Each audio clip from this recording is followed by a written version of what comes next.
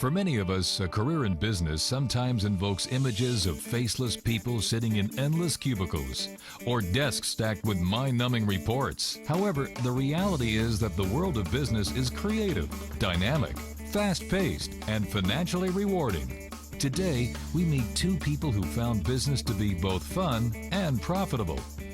Eric Brinker, Director of Brand Management at JetBlue, and Henry Callan, CEO and founder of HK Hotels.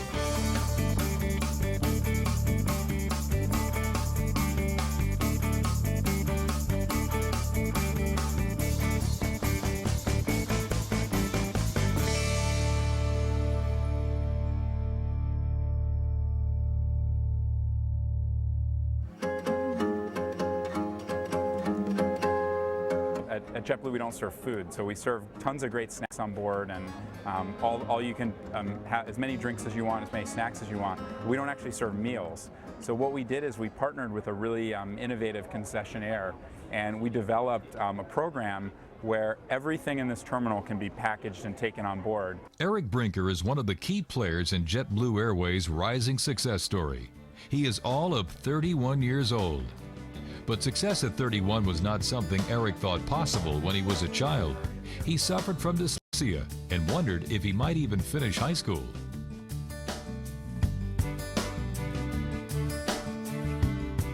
During the day, as I was going through school, there were less and less classes I was going to. Unfortunately, my parents were able to provide tutors for me.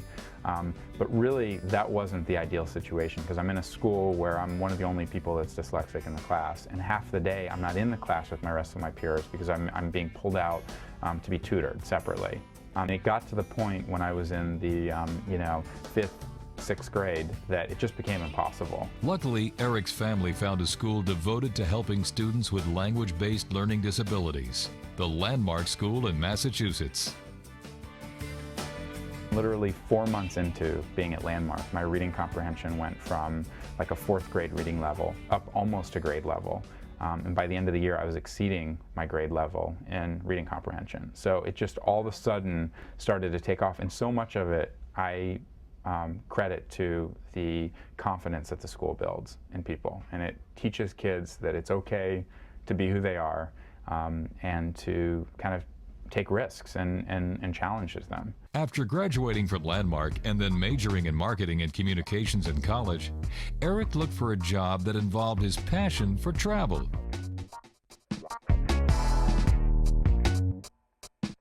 I always was fascinated with transportation. I used to, as a little kid, I used to be fascinated with chairlifts at ski resorts. So I used to actually build with string in my room, fake chairlifts all around my room, and people were like, what is this? Even through high school and college, I didn't even really think that was a real opportunity. I just was fascinated by it, but I never knew that it could actually be a career. After a series of marketing jobs, Eric still felt unfulfilled.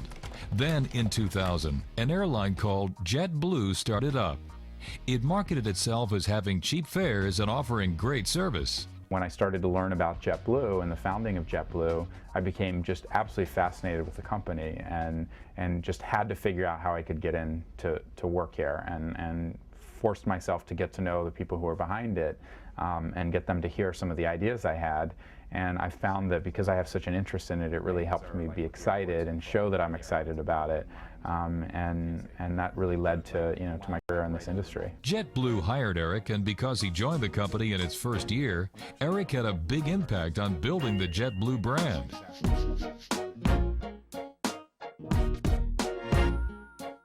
A lot of what we do in this terminal and at JetBlue is we look at things that are pressure points in the travel experience. So we look at, from the start of the experience to when you get through security, what are the things that are like most annoying to customers, and we try to zero in on those things and fix them.